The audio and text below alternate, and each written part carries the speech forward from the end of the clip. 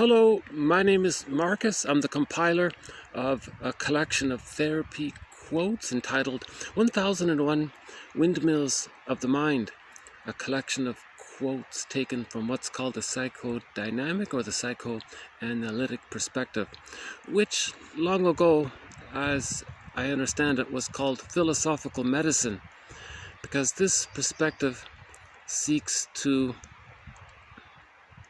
heal repetition compulsion. This is the current topic that we're focused on, which we have been focused on for the past 3 videos, now 4th video. So 3 videos ago, TQ 2119, we added some quotes on the topic of repetition compulsion, and the 2 videos following it were supplements to it, and now this video will add a few more quotes on it. By the way, I'm just experimenting with this view here. This is my first outdoor video for the year, so I'm so glad to be outside. It's such a relief. It is a little mosquito-y here, so I might have to move. Unfortunately, it was a little too windy by the water. If you can hear it, that's the water back there. So we'll see how we do in this new location. I'm always looking for new locations. So I'm mixing my 2 loves, psychology and nature. 1001 Windmills of the Mind, to the best of my knowledge, is the second only collection of quotes on this psychoanalytic perspective. The first was done decades ago by Gregory Bauer in his book Wit and Wisdom in Psychodynamic Psychotherapy. Is that better? It's kind of nice, to get this. Let's see how long we can hold this one here. That's not a bad book, Wit and Wisdom in Psychodynamic Psychotherapy by Gregory Bauer, back in the 90s, I think. This collection vastly and widely expands on what Bauer sort of started to do. We have 50 threads, themes, or topics in this collection. One of them being the repetition compulsion, emotional eating. Actually, in this video, we'll add a couple of quotes to our thread on emotional eating, and we'll add 1 or 2 quotes on the idea about why giving advice to people sometimes doesn't work. So that's it. This should be a light video. It all begins with the repetition compulsion thread. I highly recommend that one, TQ 2119. That's a good one. By Paul Libby Russell, about why people repeat things that they know is not healthy for them, but they keep doing it. For example, emotional eating, for example. Or recreating something in the present that resembles something painful from childhood, right? Actually, we have one quote coming up. Is it here? Oh, no, I guess in the next video. There was a story I just read. The guy, in his childhood, it was very noisy with him and his siblings. He was the oldest of 3 boys, I think, and the younger kids were always taking his things, and there's a lot of quarreling, and it was a very chaotic home environment, he said. So he was relieved to when he grew up and left. But then when he got married, he recreated it the way they described it. That marriage finally came to an end, and he had a second marriage, and he unconsciously chose a woman with kids from another marriage, and then the 2 of them had kids, and he recreated the exact same pattern that he had in childhood. So he's saying, so what's causing this repetition compulsion? Why is somebody recreating something in the present, a new edition or a new contemporary version of some painful past, right? So the main idea is that if the baby experiences trauma, that means they feel that the bond with the mother is unreliable. they feel scared by that, they lose their feelings. That's the trauma. So to have their feelings, they need the relationship. But if they lose the relationship, or meaning they lose a safe relationship, they lose their feelings, that's considered a trauma. Repetition compulsion means that we're constantly trying to go back to that so-called scene of the crime and get a better outcome. It can never be done. Okay, there might be a couple of interruptions, but we'll see how it goes. Hold on a second. Let's see. Well, that might be an airplane. Oh, okay. Okay, I'm not sure what it is.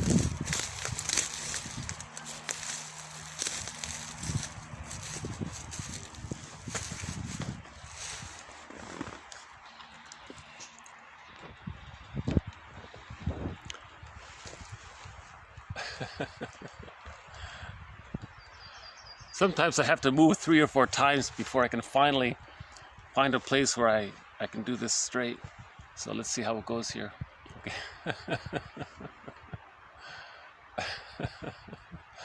I had one video where I had to move like 4 or 5 times. I finally found a spot, and just at that moment it started to rain, and I was I thought, oh, this is funny. Nature had the last laugh on me, right? I don't think we'll see any birds or anything here. This seems to be a bit of a barren sort of spot here. I'm sort of in a marshy, slightly marshy area.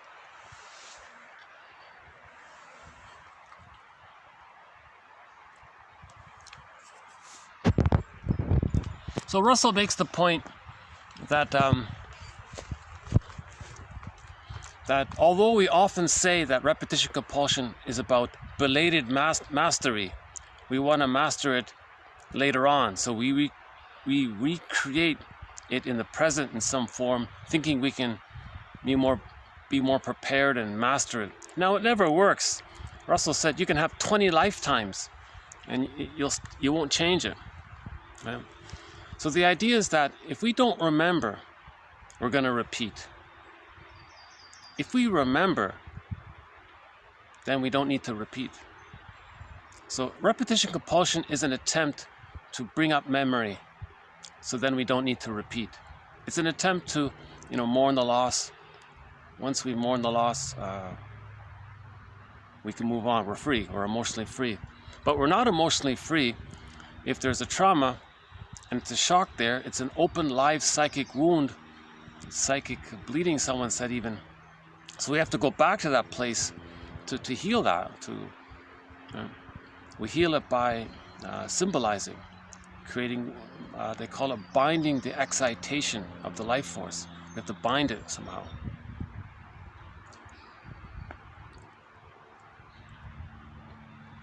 Sometimes I do a video and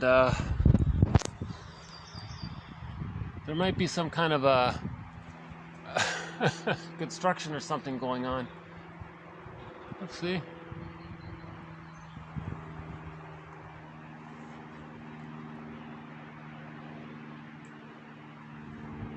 Oh, there it is. Well, that's what it is. There's the little airplane. Do you see it? Oh. Okay, I don't know if you can see it, but there's like a little airplane up there. Yeah, okay.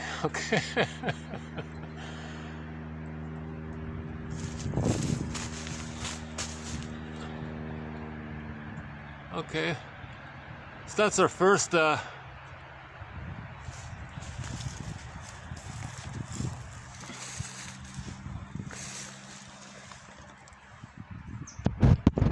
once I tried to do a video, and then some loggers came and they were cutting down the tree. So it's always a fun challenge. I'm just so happy to be outdoors. Okay, let's get back to the quotes.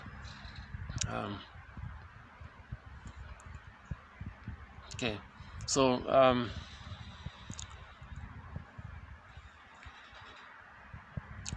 so we transfer our memories into the present. Therefore, we distort the reality of the present to fit the memories, and then we behave in a way as if we're living back in the past again, but we're doing it in the present, but we're trying to fix something from the past to see if we can get a better outcome. Now, it can never be done because no person in the present is the breast mother. Usually the trauma is in the nursery. Right? The mother was misattuned, used the bottle in the schedule, made the baby cry at night, and malattuned and didn't read the baby's signals. So the baby lost symbiosis with the mother. So often what the baby needs is what's called a symbiotic object. The mother is a symbiotic object for the child, sometimes called a self-object, written as one word, self-object. Right? The mother and the baby are in a state of fusion, symbiosis, undifferentiation, oneness. The baby doesn't know where he ends and his mother begins. He may even think that the mother is just sort of an extension of him, or it's just there to serve him, it's a part of him, you know. So there's no differentiation there. Now, all babies need 5 to 6 months of symbiosis with the mother after birth. It's called the extended womb, because humans come out of the womb too early. They need an extended womb. So the first 5 months is considered an extended womb. The range is 3 to 7 months. Mahler says on average 4 to 5 months. Right? If the child gets his symbiotic needs met, then he can hatch out a second time, he can begin the second birth. Now, this hatching out of the second egg or womb is gradual. But the point is, he needs to enter into the egg, the second womb, this extended womb. He needs to enter into it. If he doesn't enter into it, that's a trauma. He can spend the rest of his life looking for some perfect, ideal other to fuse with, and they'll be super safe and attuned to meet their needs. No one can do it, so they're disappointed. The repetition compulsion, it's a trauma. They have to go back to that place, but no one can do it, so they're disappointed, but they have to go back to that place, so they try again. So that's why it's like a vicious circle. It looks like Sisyphus. The symbol for this is Sisyphus.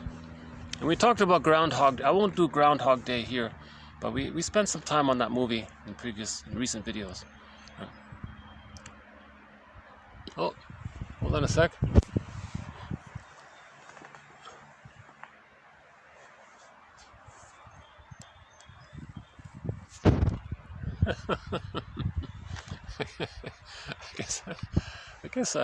I guess I got to get used to the new. Yeah, maybe I am a little over vigilant about little things sometimes.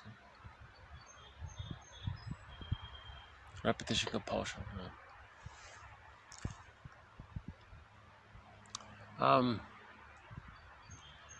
It's funny, when I'm interrupted, my mind starts wandering off a little bit. It takes me a minute to get back on topic.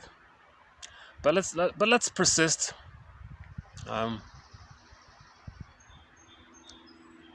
I tried doing this by the water, but it was just way too windy. You couldn't hear it really. Although it has calmed down now. Okay. Let's. Whenever I get in trouble when I'm speaking, I always refer to something Edmund Burglar said, one of our mentors. So Edmund Burglar, his metaphor for repetition compulsion, he says that transference love, you're transferring, that's repetition compulsion. He says transference love, he calls it fake love or substitute, or what do you call it?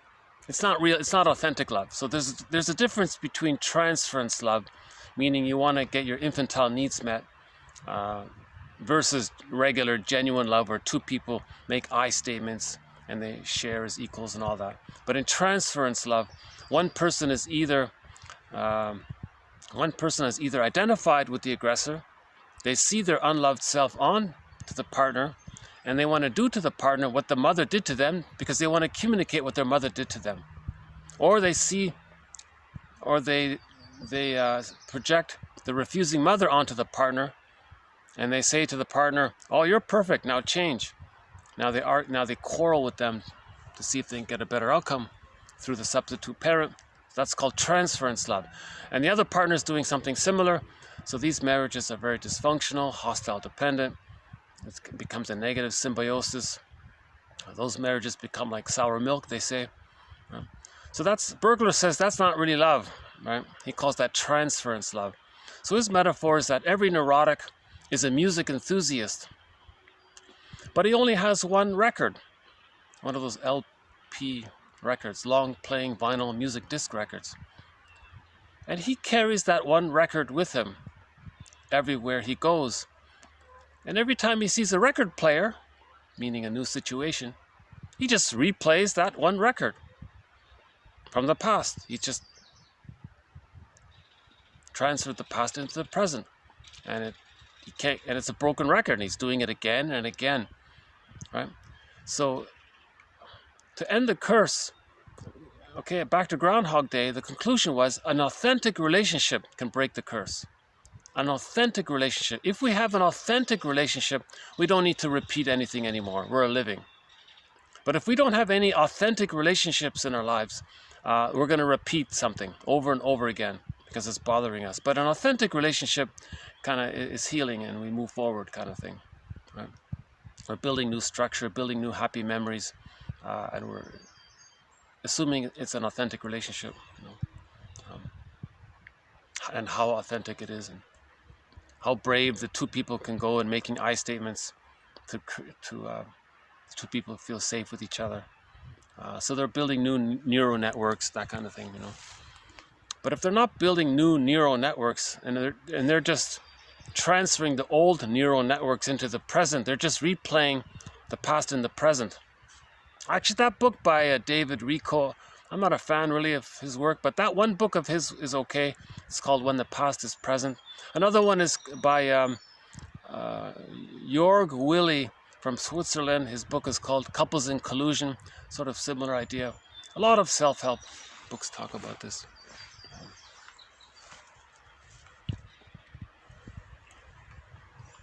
Okay, so why don't we just add a few quotes. So again, these are supplemental quotes to the past 3 videos. The main idea, I don't feel I can do it justice here. Again, 2119 by Russell. That video presented the heart of repetition compulsion. He presented it the best. Right?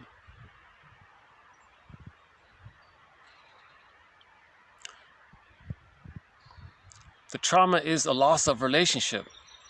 So they want to get that relationship back, because when you have the relationship, then you can get your feelings. We're looking for our feelings because when we feel, therefore we are. I feel, therefore I am. We lose our feelings with the loss of the secure relationship. So we're trying to get the secure relationship, but nobody in the present can be a symbiotic object or a self-object for the person. Right? But that's what they're trying to do. Hence, it's like Sisyphus. But if we can be aware of it, that's huge. Yeah. So Russell did a great thing. His set of articles on this topic has won a Golden Windmills of the Mind Award. So we now have 19 Golden Windmills of the Mind Award issued. One of them was issued to Russell's articles on this topic. Okay, speaking of Russell. Okay, the repetition compulsion. Let's see. Okay, the repetition compulsion. Okay, there's loneliness, psychological deprivation, trauma. Yeah, so that's one thing Russell says. He says they're synonymous. The word trauma and repetition compulsion, just think of them as being synonymous. He says they're basically synonymous.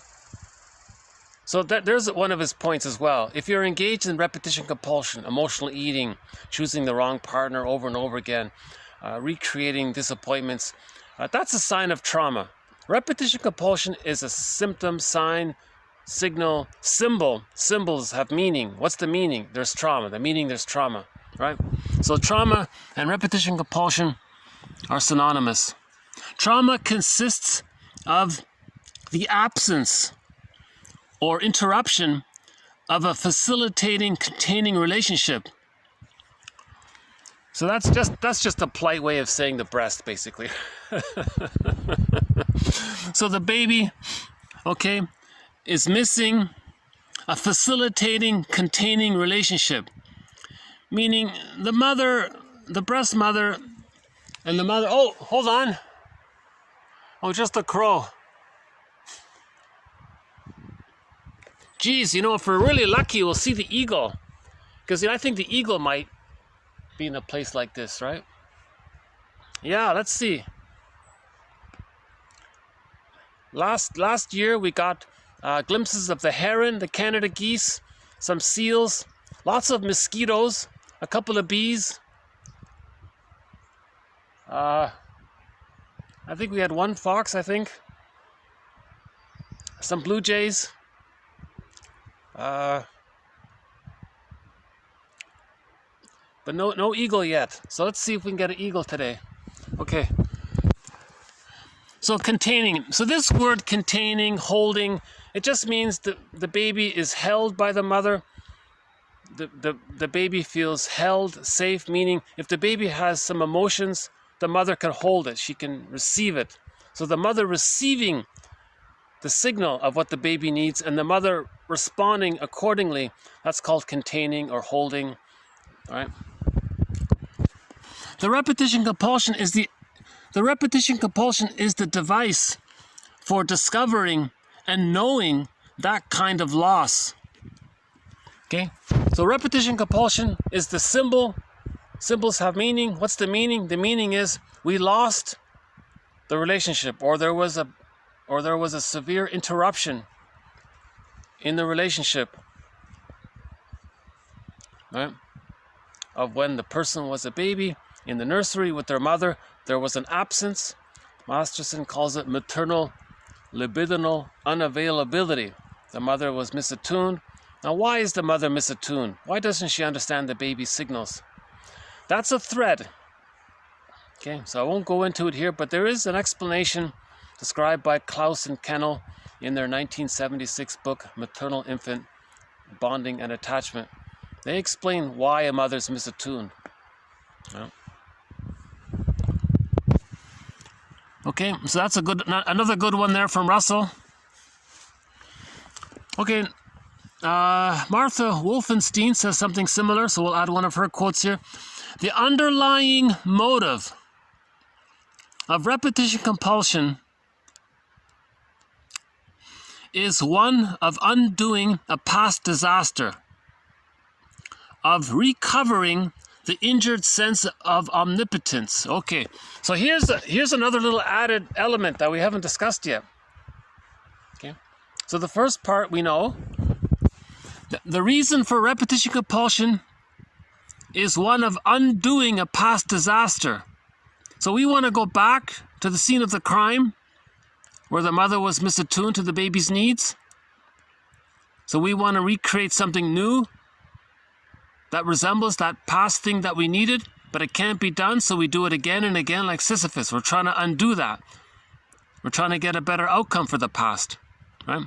Now, this quote here adds something that we haven't mentioned yet.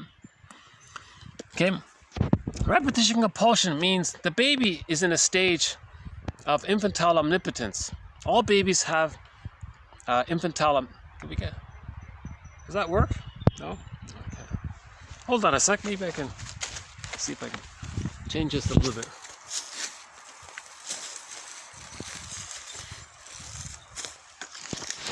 Is that better? No? Okay. Let's see if I get my pointer back here. Okay. No, I guess the other way was better, wasn't it? Huh? Which way is better? Maybe this. Oh, that's not so bad, right? Okay, let's do it this way then. Hold on a sec.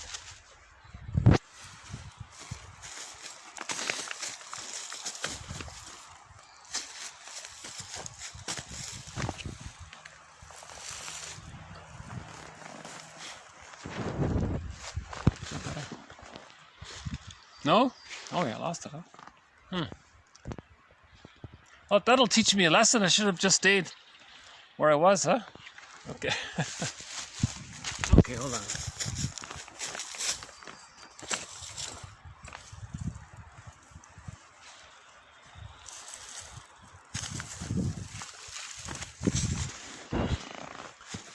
I'll just stay here then. All right. In the womb, the theory is the baby has what's called hallucinatory unconditional omnipotence. He's like a little god. Whatever he needs, it automatically is there. Through the flow and the cord and the placenta and the cycle is there. He doesn't have to think or make a question or ask. He has a need, it gets met. Wow, that's pretty powerful. Theory is no one really believes that the baby has a concept that he's inside his mother's belly, that there is such a thing as him being separate from his mother. He's just him floating in this blissful, wonderful state, right? Garden of Eden. He's in paradise. He doesn't really have any stress or anything, you know. So when he's born, because humans come out of the womb too early, this is still there. Up until the age of 18 months, it's called primary narcissism. He thinks everything is there to serve him, is there for him, just like it was in the womb. Now, between birth and 18 months, he might have to make a gesture, so he thinks he's a magician, like a magic wand. He shakes his rattle, and the mother responds. He thinks he created it. He makes maybe some words or some sounds. Oh, magic words, magic chants or something, or I don't know. He makes some, so that's still magical thinking is there. Now with the trauma, she's saying here,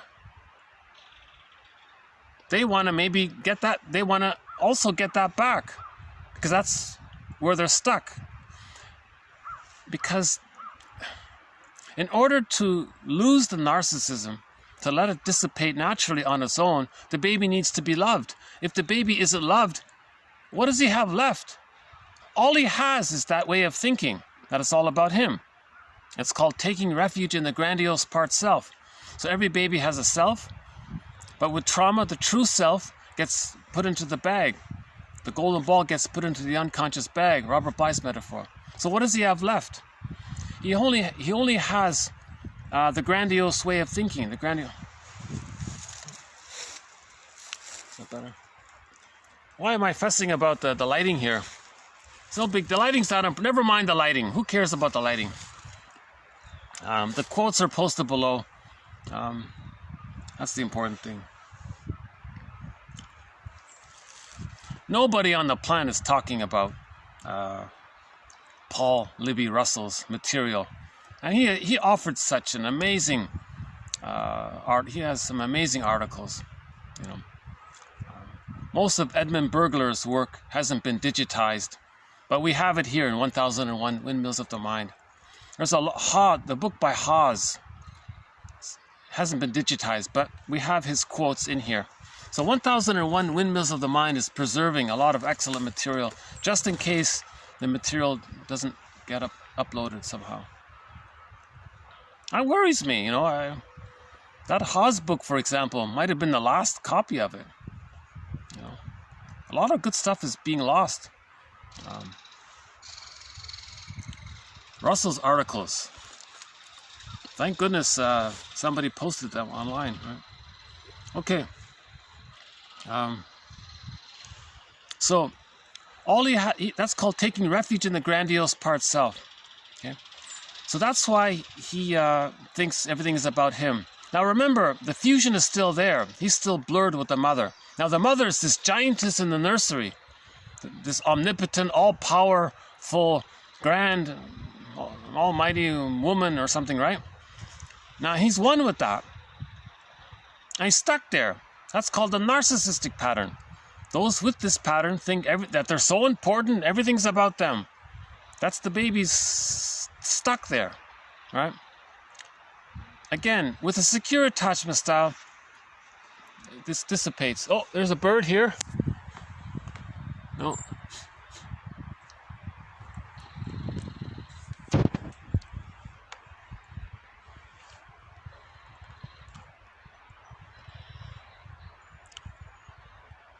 Another bird.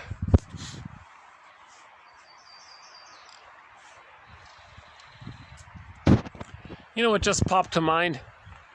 That show WKRP in Cincinnati. Oh, there he is.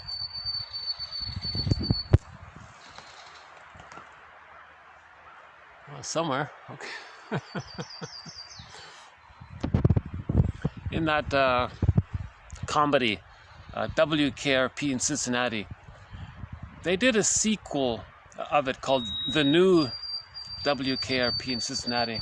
It's not very good, but there was one episode that's good where Johnny Fever made a guest appearance, and he was alone on a billboard doing his show there, and it was just him and a pigeon. That was a very good episode, by the way. I don't know what it's called. It's the one where Fever, Johnny Fever, is on a billboard trying to do some Guinness Book, trying to make some, get into the Guinness Book of Records. So he's for the longest broadcast. And it was just him and a pigeon up there. That's a very good episode, actually. That's an underappreciated episode. Maybe we'll talk about it in a future video. I'd like to talk about it in a future video. There's some very good episodes no one's talking about. I just saw with Richard Boone an episode called The Trial at Table Rock, written by Gene Roddenberry, the guy who wrote Star Trek. That was a very good episode. I don't think people are talking about it. We do have some TV quotes in this 1001 Windmills of the Mind. We've got some excellent quotes from some shows. It's a thread, quotes from TV shows and movies.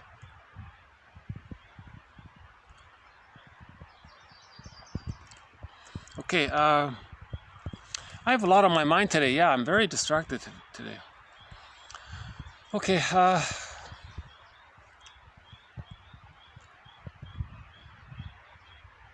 that's why people with a narcissistic pattern are very stubborn in their hate, greed, envy, schadenfreude, vindictiveness, spite, because they're angry at not getting the love they need to leave that stage.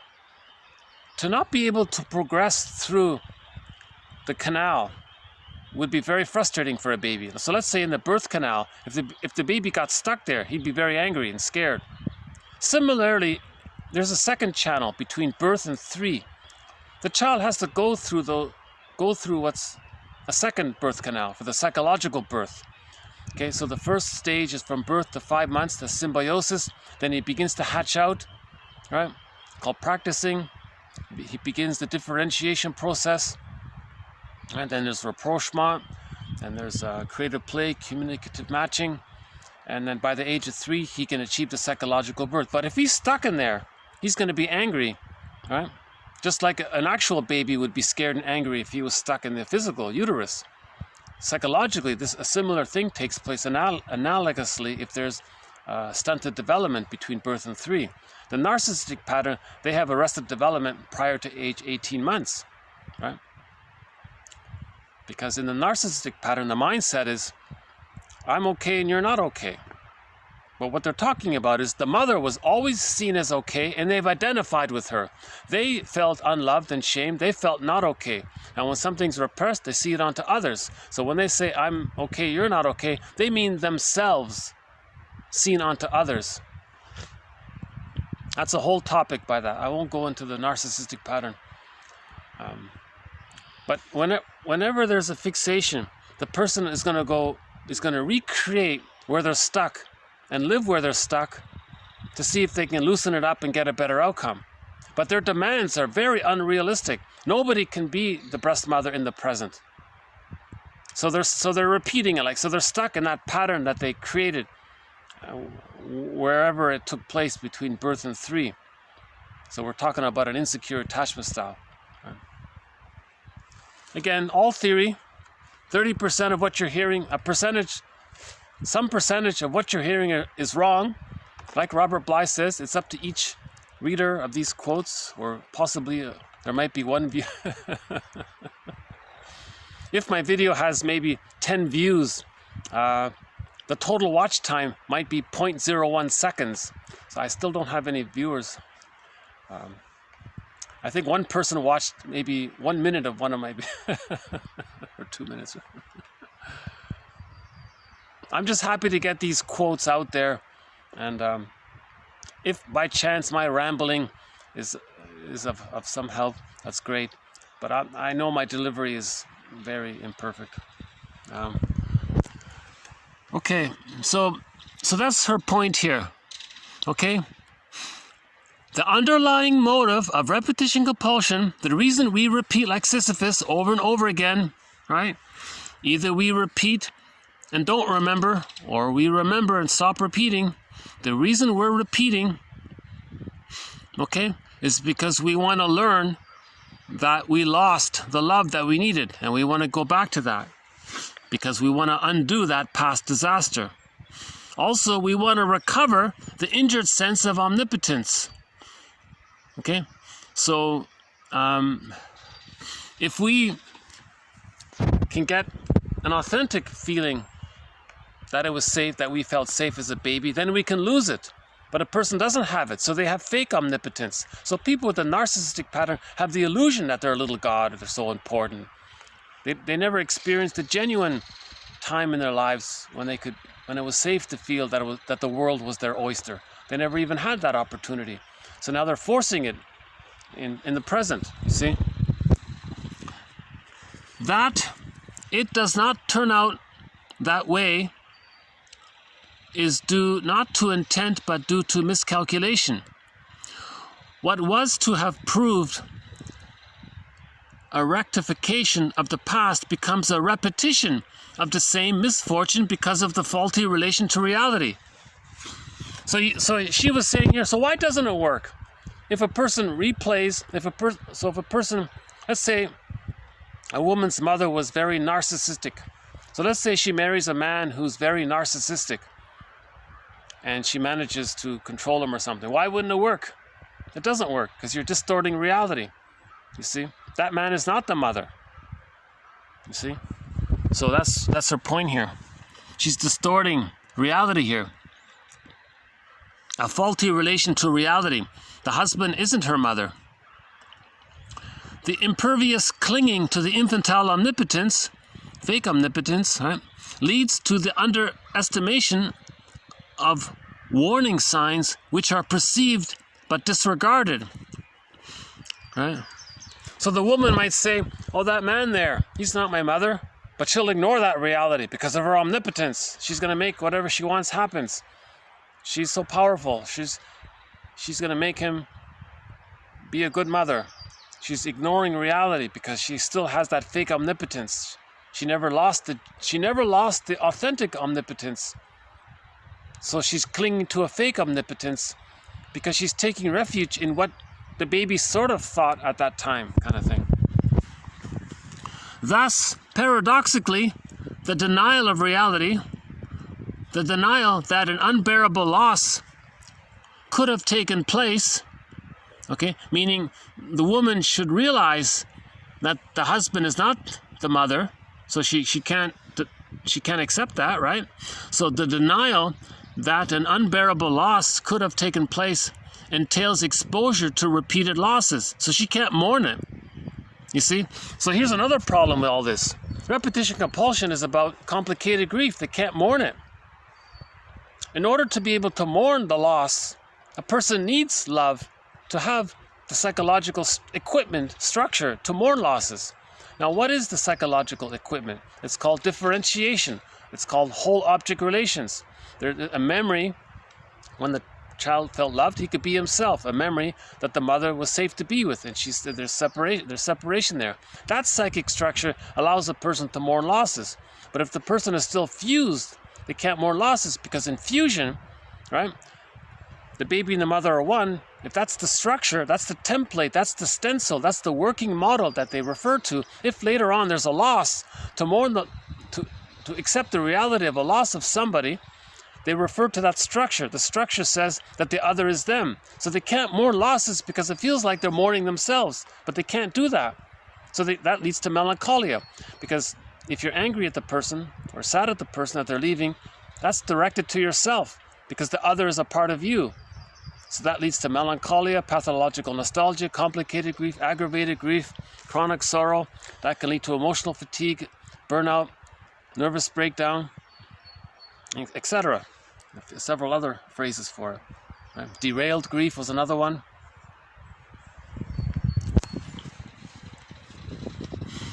Okay, so basically an insecure attachment, okay, is an intolerable injury to their fantasized omnipotence. Okay. I have attempted to interpret the repeated self-induced repetition compulsion. Okay. Further, okay, so you didn't get love, so in your life you don't get love. Repetition compulsion. As an unsuccessful effort to reassert this omnipotence. So she's bringing in the link. She's bringing in the link. Other authors haven't done this, I don't think. No, Burglar has, yeah. Burglar's done it. So the theory is, if the person can restore their feeling that they're so important, maybe they can make what they need happen. And what did they need? They needed the mother to be attuned to their needs. But no person can do that. But they want to restore their power. So now they're going to have a power complex. Now they're going to want to search for more and more power to force someone to be the surrogate breast mother, to give them what they needed, because they're operating unconsciously from that template they created in the nursery. This is unconscious, right? The next one here. In actively recreating and repeating a hurtful childhood situation in the present, the fantasy is that we're active, we're being active now, not passive, and therefore able to lessen the anxiety. For example, one man twice recreated a home life that was virtually identical to his unhappy childhood. So this theory here, this point here was that, it's a common one, the child was a passive victim to his mother rejecting him and shaming him. If he identifies with the aggressor, then he can have a negative humor, dark humor, sardonic humor he can shame others. Now he's being active. At least he thinks he's buffering. He's buffering it in a sense that he's distracting himself of how the mother within is shaming him. He distracts himself of what's going within by shaming others, by identifying with her. Because now at the same time, by the way, while he's distracting himself, he's creating a mirror. Look, mother in the mind, you see these shaming negative things I'm saying about this other innocent person? Not substitute, non-threatening substitute other. Well, when I was a baby, I was a non-threatening substitute innocent to you, and you shamed me. I'm going to do to others what you did to me to show you what you did to me. Right? That's called the negative magic gesture by Burglar. Now, Wolfenstein was saying, hey, that's omnipotence, right? That's powerful to do this. So she's saying maybe the person wants to have more powerful, to be more convincing towards the mother in the mind. The person is in battle with the mother in the mind, the memory of the mother in the mind, but that's a phantom and a ghost. It's not going to change the past.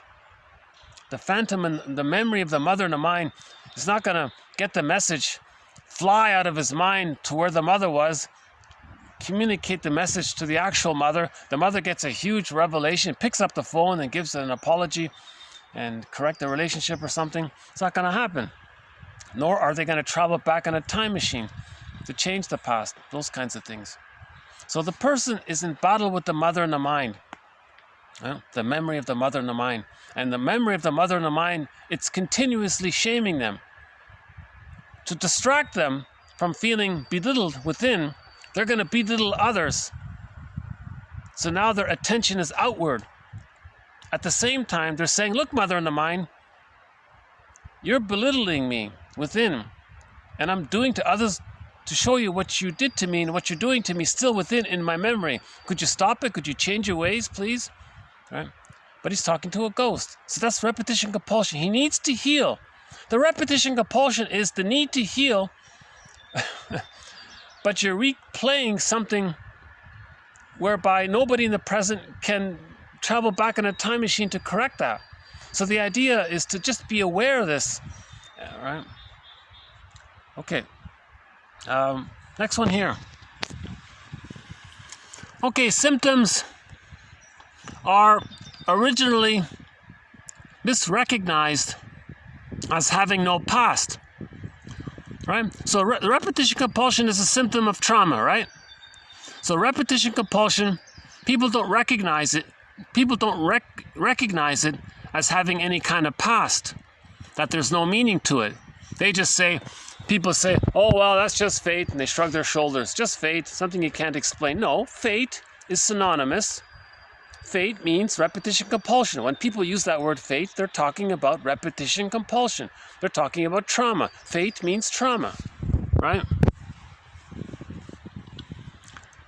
Undoing the misrecognition consists of showing what past event is being repeated in the symptom. Okay? So we have to recognize what past event is being repeated in the symptom. So we know that already. The past event is that the baby thought he had to save his mother. The baby thought he had to protect his mother, to do what she wanted, because the baby recognized that love was on condition. The baby had the thought that he had to... There's a title of a self-help book.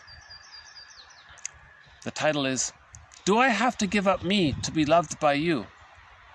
So the baby learned that love was on condition. So the baby's saying, what's the condition, mother? The mother's saying, the condition is you got to take care of me and you got to be perfect to me. The baby tries. It's called failed empathy. No baby can be the mother to the physical giant mother. It doesn't work. So that's the past event that's being repeated in the symptom.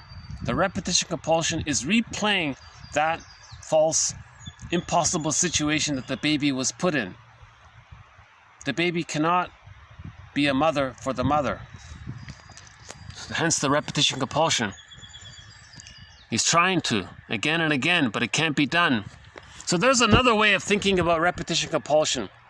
The baby's stuck with the fixed belief that in order for him to get his golden ball, he's got to give what his mother wants. But it's impossible. But he needs his golden ball. So he's going to try again. But it's impossible. So he's going to try again. That's the idea. But how does he get his golden ball? He needs the relationship with the mother to receive mother's love. Then he gets his golden ball. So he's in a catch-20. You see the catch-22 there? Right.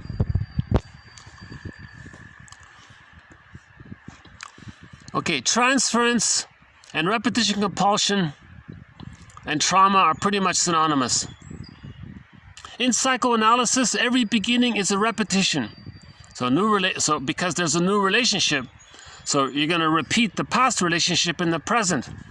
So therapists in the books, they would say this. The therapist would say, through your behavior with me in this room, you're showing me what your childhood was like. You're replaying what happened to you in childhood in the present, but you don't have words for it. You don't remember it, right? So you're communicating through your behavior. Repetition compulsion is communication through behavior. He's communicating through his behavior what happened to him in the nursery, but he has no memory for it, right? He has no words for it and no memory. It's only implicit memory. It's pre-verbal memory. So we're trying to make pre-verbal memory into verbal memory. The symptom, the transference, and memory all depend on a return, a repetition of the past scene. Okay? So the transference, the repetition compulsion, okay, it's all about trying to get back this past scene.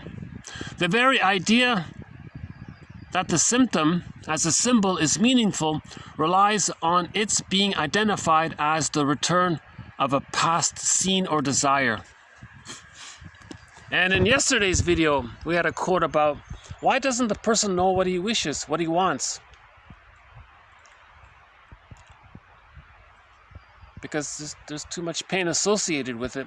So in later life, the person doesn't know what he wants. So the therapist has to kind of hold that and allow the client to identify with him. Okay, repetition as a key feature of neurotic behavior is not so astonishing once one realizes that life force cathexis attached to objects are, quote, extremely difficult to disengage, meaning there's a hypercathexis when the baby experiences maternal libidinal unavailability. The more unavailable the mother is, the more the baby needs her. The more he hypercathexes, he hyper sends out his energy. Again, life force is object seeking. All of the baby's life force, all of his energy, his feelings, his emotion, his spirit, everything is invested.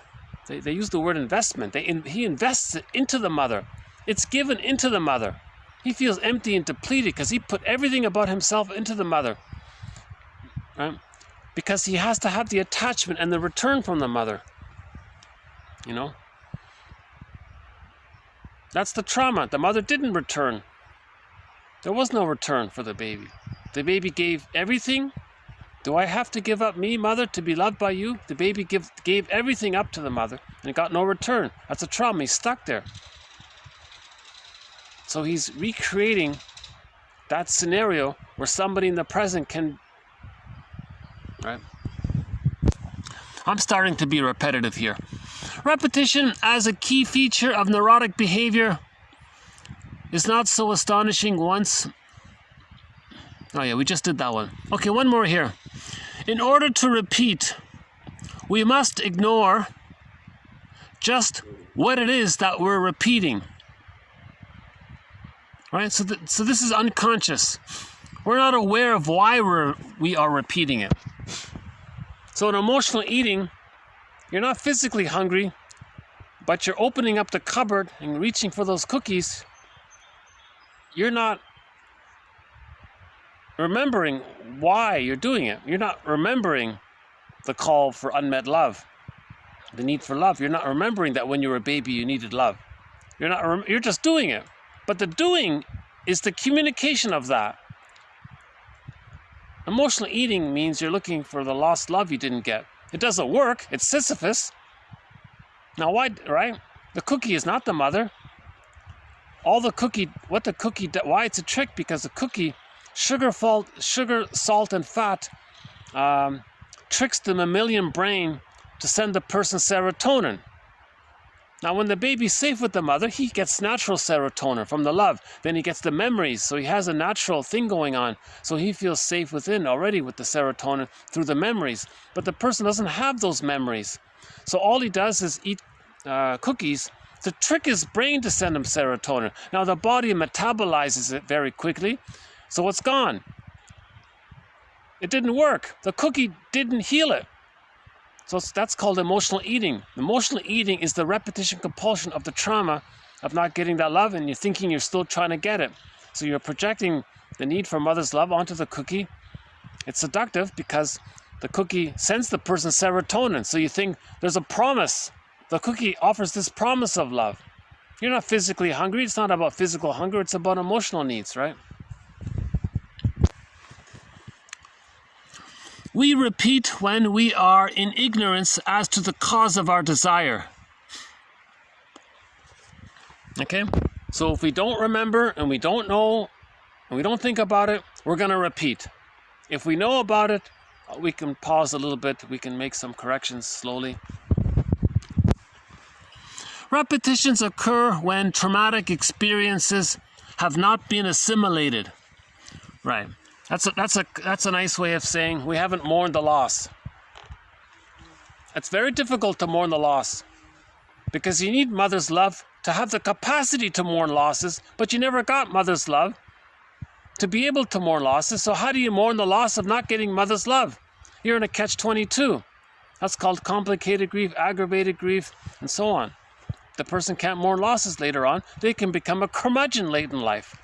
If you know someone who's a curmudgeon, stingy, bitter, miserly, grumpy, irritable, very hard to be around, eggshells all the time with them, growl, you know the type, right? They could never mourn losses. They never went on the second journey of midlife. They never went on a midlife audit. They never did a midlife audit, a midlife examination period. Chinnan calls it the second journey. Joseph Campbell calls it the hero's journey, right?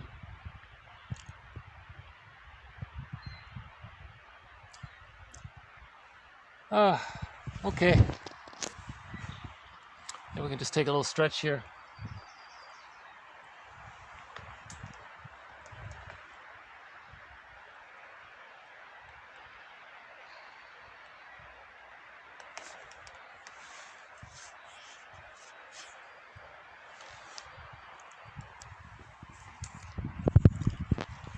I'm completely unconscious as to why I'm so anxious today. I'm not sure what it is. I'll have to think about it. Maybe something's being triggered in me. This is my first day out. Maybe something's being triggered. Huh? My first day out. Maybe this triggers birth trauma. My first day out of the womb. Maybe I had a difficult birth. Maybe, in the winter time, you're in all winter. Finally, you get to go out. Maybe it triggers that on memory. You were in the womb, then you come out. Winter time, you come out for spring. This is the first day. This is like the first real day of summer or spring and summer, right? It's about 10 degrees out here. Right? No, maybe more. Maybe 12 or something. Okay, let's continue with emotional eating. Mind, memories, and metaphors. That was the title of a conference. Mind, memories, and metaphors. That's pretty good, right? We have a mind. We have all of these memories, but they're implicit. We need the metaphors to get our memories from the mind. There are memories in the mind, but we don't have them. We're looking for memories, so we need metaphors. We need language. We need to symbolize it, metabolize it, to bind it. Then we get our memories. If we have our memories, if we get our memories, then we don't repeat. Then we're good, right? So we need quotes and theories and models and literature and stories. The story of the trial, the Odyssey, Orestes, the myths and the fairy tales. These are metaphors. Myths and fairy tales are metaphors for internal dynamics to help us bring up some of our memories, right? Lacking the ability to use metaphor or symbol to express emotion. Emotional eating may serve to narrate that which the emotional eater's minds cannot remember and their words cannot say. Their words cannot say it. We don't remember it and we don't have words. No memory, no words. We repeat. Acting out means we don't have memory and words. If we have memory and words, then we don't repeat. Acting out is to tell us that we don't have memory and words. Right? Repetition, compulsion, acting out, transference, emotional eating, Sisyphus behavior, wrong choices. That's telling us, number one, that there's trauma. Number two, that we don't have memory. Number three, that we don't have the words for our disavowed, disowned, denied psychic, emotional pain, right? The emotional eater attempts to achieve a primitive state of symbiotic fusion as a compensation for a failure to internalize the sense of a reliable, caring maternal relationship, either because of severe infantile deprivation or overindulgence. The comfort food provides a sense of narcissistic omnipotence that compensates for feeling very vulnerable and insecure. Okay, well put, Mr. Sugarman there. That was my first thought. The man's name is Sugarman, and he's writing about emotional eating. Sugar, right? This is a good quote. This quote, this might be the best quote here for this batch. This summarizes the whole thing right here. Again, how's it show? Are you seeing this? I'm not sure how well you're seeing this, but it says, the emotional eater attempts to achieve a primitive, like infantile, meaning infantile, basic, raw infantile, right? Means very, very early on. That's what he means. The emotional eater attempts to achieve at the time of birth state of symbiotic fusion, oneness, undifferentiation at the breast.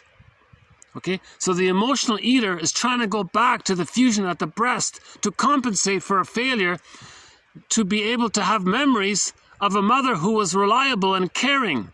So we don't have the memories of a loving mother. So the cookie is an attempt to go back to that state. But it doesn't work, so that we do it again and again like Sisyphus. Okay, now why did this happen? Well, either there was severe maternal deprivation, mother was unavailable, or sometimes the mother was too smothering. Sometimes she was too impinging and too demanding and too controlling. So it was very negative. So there can be overindulgence, can also be hurtful.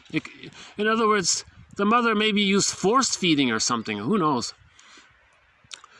But the cookie provides a sense of omnipotence that compensates for feeling very vulnerable and insecure. Okay, so we had a quote, I forgot, what was his name again? There's a book called Hungry for Ecstasy about eating, emotional eating.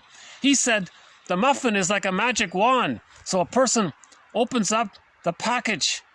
He brings out the biscotti. The biscotti is like a baby with a magic wand. It's a magic power. He feels omnipotent and powerful holding this cookie or whatever. Woodman uses the muffin. So he has the blueberry muffin, she said. He feels holding this blueberry muffin. They feel powerful. It's like a magic thing there that they have. It's like a magic power. Then they eat the muffin, then they feel a little better, and they created it. So they're preserving their infantile megalomania. They're preserving their primary narcissism, where they have this power to create things. The baby thinks he creates everything. The baby thinks he has a wish. The mother meets the need. The mother's now in the muffin. He controls the muffin. The muffin mother satisfies him for the minute. Now it doesn't work, and it does it all over again. Right?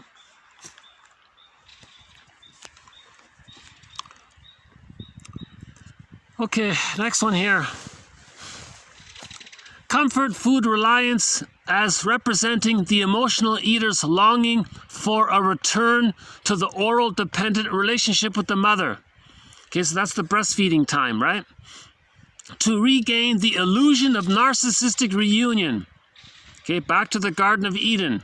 Okay, so when he eats that muffin, we're going back to the Garden of Eden. Roger Gould calls it a food trance. Over-the-counter tranquilizer, comfort food. Okay, now this is a regression to a state wherein little or no ability to tolerate frustration is manifest. Okay. Some emotional eaters tend to treat others and the world as though they were transitional objects. The cookie as a transitional object. The transitional object represents a merged mother-infant representation as well as being an external object. Okay, just like the teddy bear. It reminds you of the union with the mother. Thus, the transitional object serves as an external cue to evoke symbiotically the illusion of reunion with the mother. Okay? So this is now a very good video to watch at this point is TQ2118. TQ2118 is all about this point here. I won't go into it here. By Faber. So a transitional object can trigger the old memory of union with the mother. Okay, so think about religion. They want you to trigger. So religion is about triggering the old memory with the mother where you felt bliss. So the baby at the breast felt safe and won. Mother loves you, mother's there for you. You felt that, but you forgot it. The purpose of religion is to fantasize the breast in the sky, goddess, and using that projection, they want to coax you through their stories and their poetic language and their evocative emotional language to trigger something you experienced as a baby but forgot. Now, if they can trigger it, and maybe you can consciously experience what you felt, that's called religion. Okay, for more on that, TQ2118. or just read Mel Faber's books. Mel Faber's book, The Psychodynamics of Religious Belief, has also won a Golden Windmills of the Mind Award. Yeah. So just briefly again, the baby at the breast felt the Garden of Eden, bliss, heaven, oneness. The mother was this all-powerful, mother loves you, mother's there for you, mother protects you, always there for you, right? Sounds religious already, doesn't it, right? But the person as a baby forgot that feeling. But the theory is we had that feeling sometimes with the mother. Now, religion means, hey everybody, you want to feel better? I have an idea. I'm going to coax you. I'm going to recreate your imagining to trigger that old feeling that you had but you forgot. You felt better, you got that hit, hooked on a feeling. So once you get that hit, then you're hooked, and every Sunday you come back, or whatever it is, you like that experience, now put money in the basket. It's a gambit. All they're doing is triggering the old good feeling you had of bliss with the mother. That's called religion. Now, I'm talking about the idea that religion wants to keep people infantile. Faber has another book called The Infantilizing Process. Now, why does religion want to keep you infantile? Because if religion, so that's mind control. It keeps people dependent. It's easier to control people if they're like that. Yeah. And there are other reasons for it. I won't go into it now. One more here. Emotional eating begins the negotiation of a, quote, pact between the emotional eater and their family system. A kind of tacit agreement between the emotional eater and others about the kind of dysfunction in the family. So family systems therapy, right? Family systems theory. As a family mask, emotional eating both reveals what can be tolerated and conceals what cannot. All right, so family systems therapy. Maybe the child is eating all this junk food. That calms the baby down temporarily. Now the mother takes comfort from the placated presence of the child. That stops the mother from arguing with the husband, and there's a system there. So that food was part of the family system. You know? That's his idea there.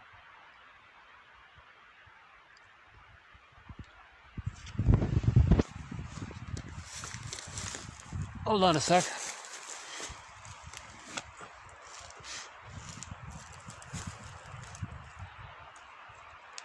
Maybe I can just go for a little walk here for a bit.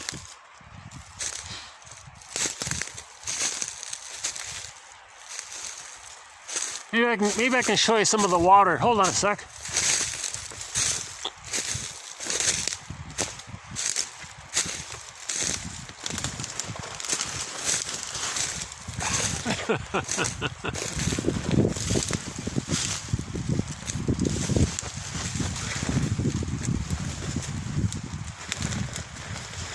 Where am I here?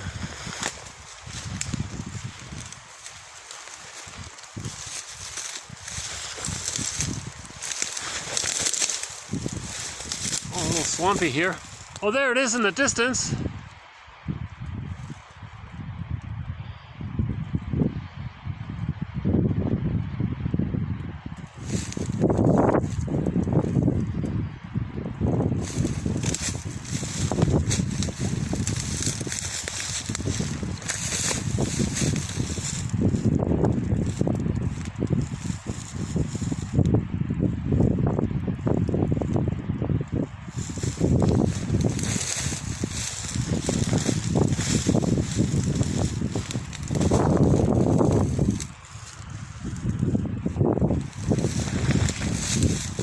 Okay, let's go back to the computer and we'll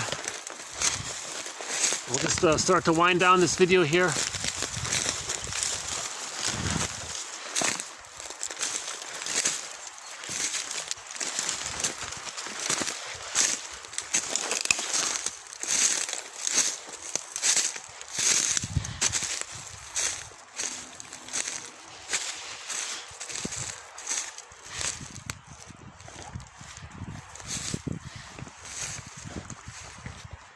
Well, this is certainly one of the most anxious videos I've delivered. I feel a little awkward, a little embarrassed about that. But you know, the quotes are all posted below.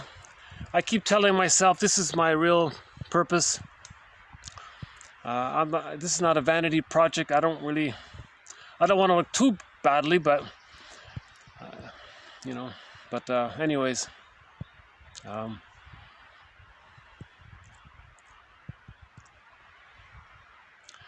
As I mentioned in the last video, if somebody else can pick up this project and deliver it really well, that'd be great. But nobody's talking about this material. So I figure maybe I can get the ball rolling and someone else will pick it up, you know.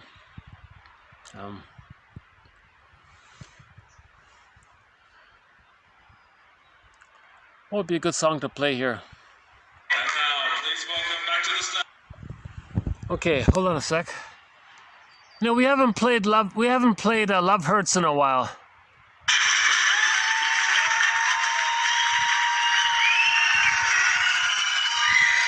This is Dan McCafferty. Dan McCafferty, 2015, singing his song Love Hurts. We'll just wind down here, start to wind down.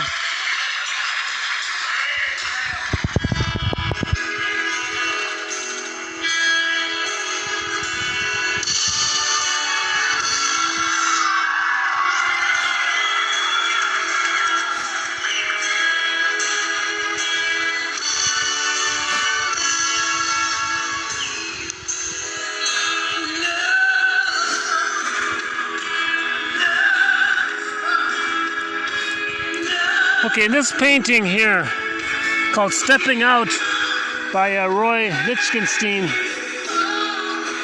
okay, this represents, on the left side here, that represents his unconscious.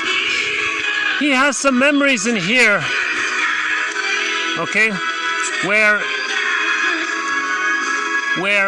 he didn't get the love that he needed. So there's a lot of energy in here. That's why he feels kind of bland. Bergler calls this the puppet master. He's going to get him to distort his perception in the present, to relive the past scene. So the unconscious has like a mind of its own even. Sometimes called the stranger within, right? Someone is living my life and I know nothing about him. There's someone who walks with me who's not like me but who is me. The alter ego.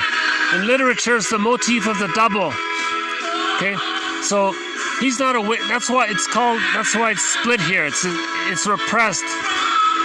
This represents all of the energy. This is his energy, his memories, his golden ball. It's in him, but he's not aware of it. That's why it's split like this. He's not aware of this. Now there's a lot of energy in here. The idea is to help bring in some of that energy back into him, right? So repetition compulsion is an attempt to help bring it back in. So he has to use his conscious mind up here. He has to build his ego. He has to build his knowledge. That means he's making it safe for himself to allow some of this to get back in. This wants to get back into him. Okay? So Penelope is in here. Okay, a symbol of his feeling self. Love hurts. So when he was a baby, his need for love, he didn't get it. That hurt. That went in here. That memory is in here.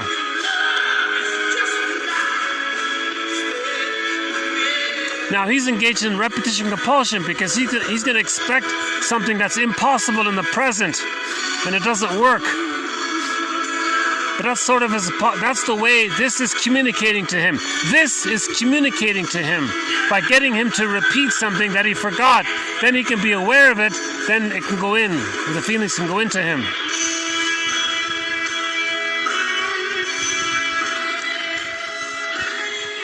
We have some time here. Maybe I can update, do a little bit of a brief update about the Golden Windmills of the Minds Award. Hold on a sec.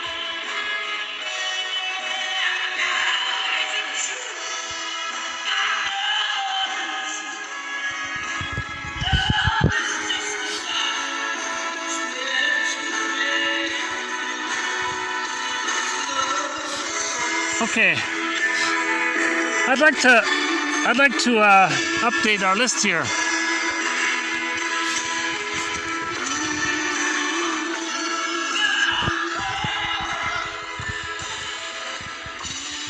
So we've recently added 3 new Golden Windmills of the Minds Award. Now we're up to 19.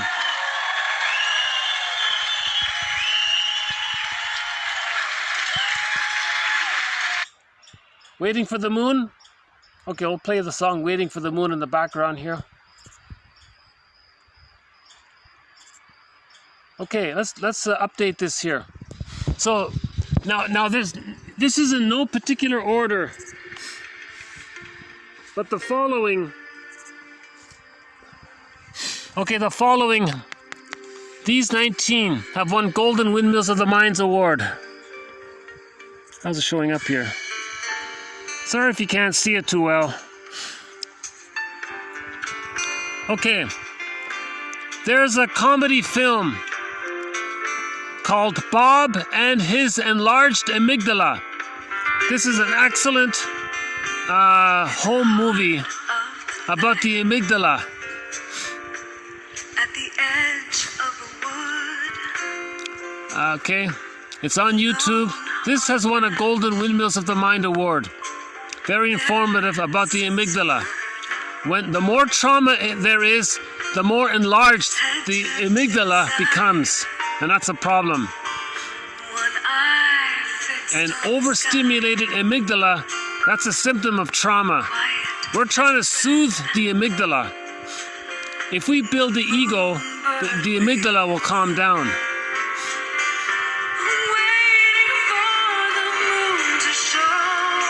Okay, the music video for the song Because of You by Kelly Clarkson. This music video has also won a Golden Windmills of the Mind Award. Because this video talks about healing intergenerational trauma. Intergenerational trauma is also repetition compulsion, right? So the mother didn't offer a secure attachment style to her child. That daughter grew up and it was in the process of not offering her a safe environment for her daughter. So they ended that. So that music video kind of showed that. So I thought that was excellent. Another Golden Windmills of the Mind Award went to the work of Jane Elliott. Okay. Jane Elliott, she's what, 90 in her 90s now? Still going? Amazing. She spent 70 years, almost 70 years of her life teaching people about prejudice. Yeah. All of the fallacies, she corrected it. An amazing job. Okay, then another Golden Windmills of the Mind Award goes to the animated version of the story Peer Gynt by Vadim Krzyzewski. This is 1997. This is also about 30 minutes long. This is the best film version of Peer Gynt, the Peer Gynt story. It's in Russian, but there are English subtitles at the bottom. Oh, there's a bird. No, just a crow? Okay.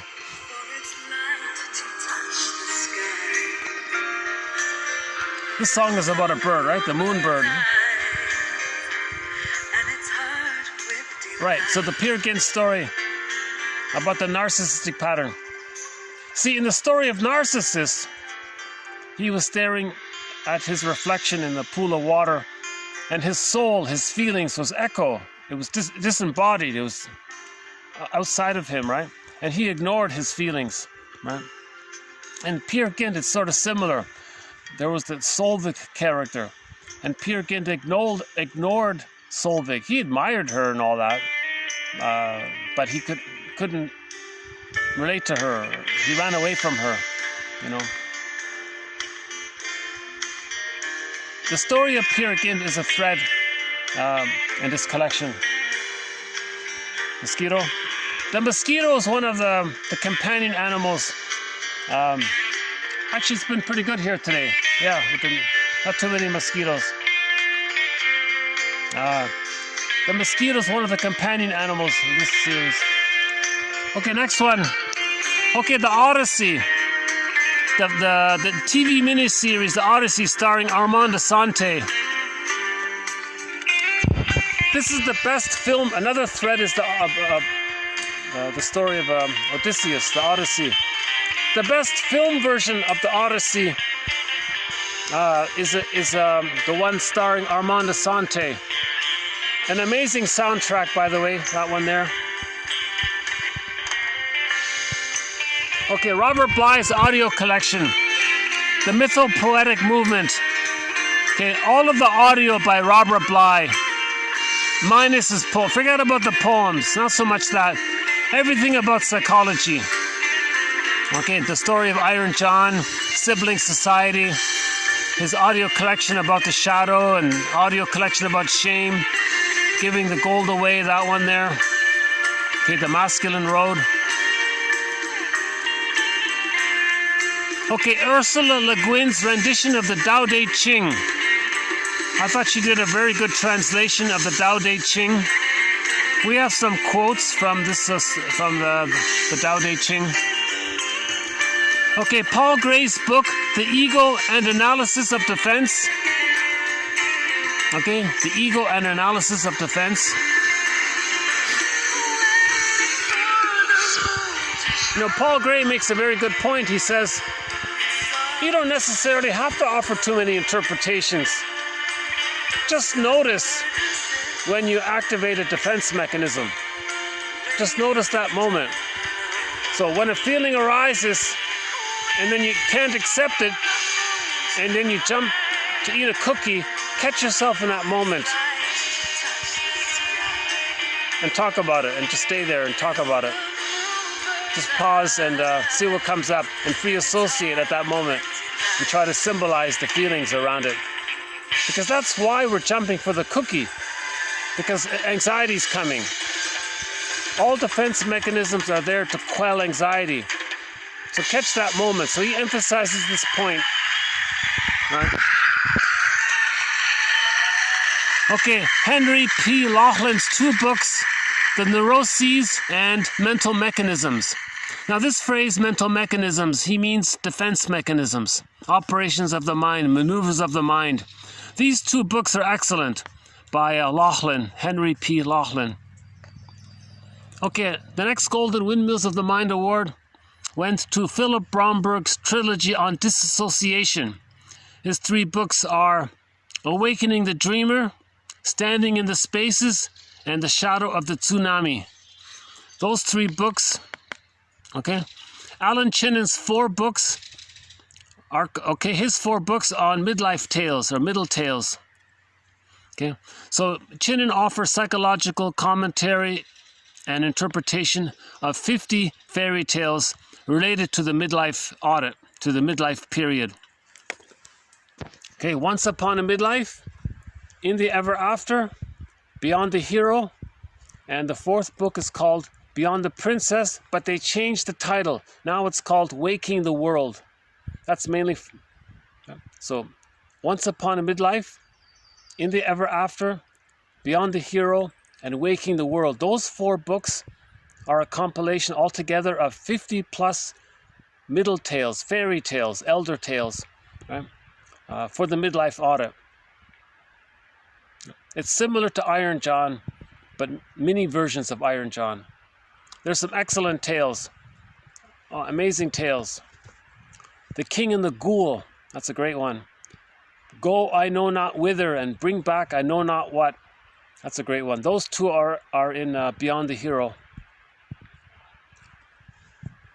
Chinnon, his favorite is Brother Lustig. It's a good story. For women, there's some good stories in that Waking the World book. But all fairy tales are for everybody.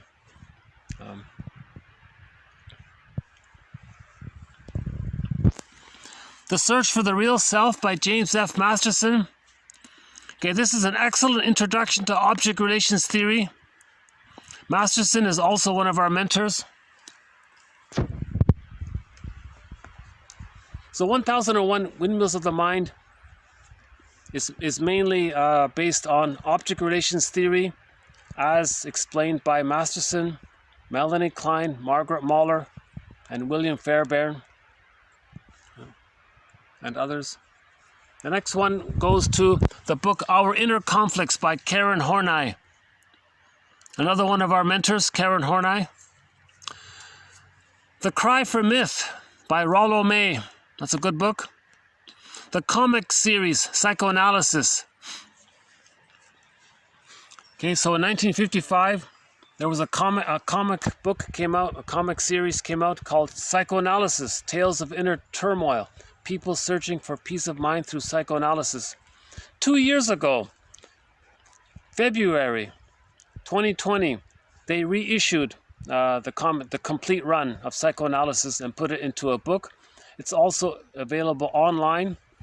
That's the best value for $20. That's the best comic series, I think. That's a great value. This run, the complete run of psychoanalysis, demonstrates the therapy process authentically. Yes, it's dramatized a little bit, but not for entertainment.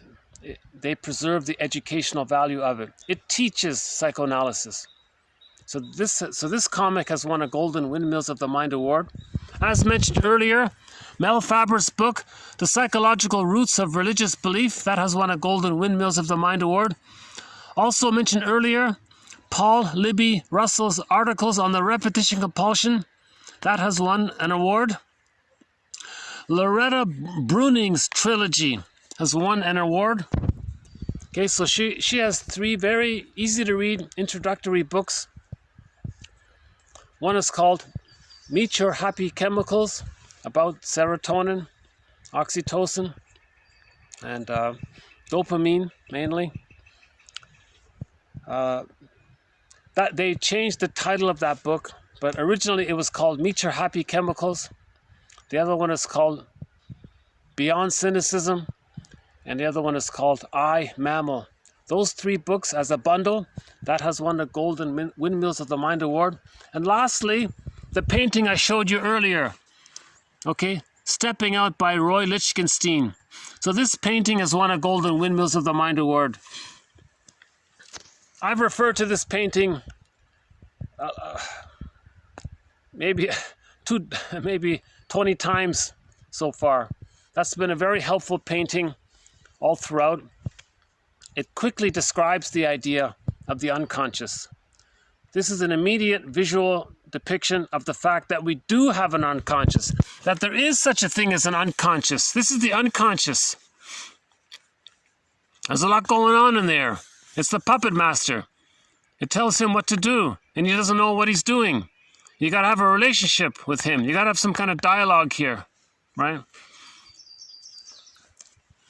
Okay, so in Robert Bly's metaphor, this is the bag that we drag behind us. Robert Bly says, by the age of 5, our feeling self, our golden ball, so much of who we are and our potential, our real self, the capacity to wish, the capacity to make links, the capacity to mourn, the capacity to feel joy, and the capacity to have mutual relationships, the capacity to make I statements, all of these capacities, they get put into the bag. It's lost. Okay, so for Robert Bly, this is the bag that we drag behind us. And we spend the rest of our lives trying to get back in what we put in the bag. You see?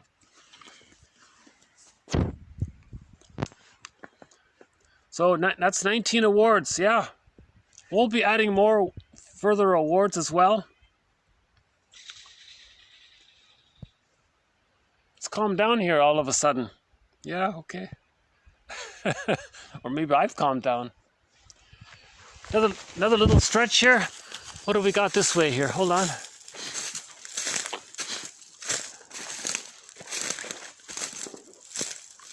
What's under here?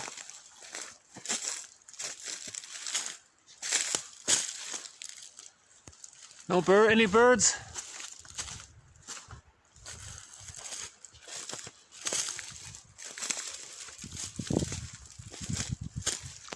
Well, I think I'll just end the video here for today. So thanks very much.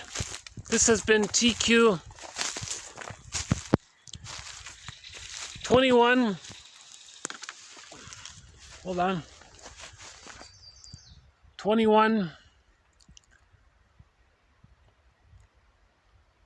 21. 27 to 21:29. I'll see you in the next video. Thanks very much. Bye for now.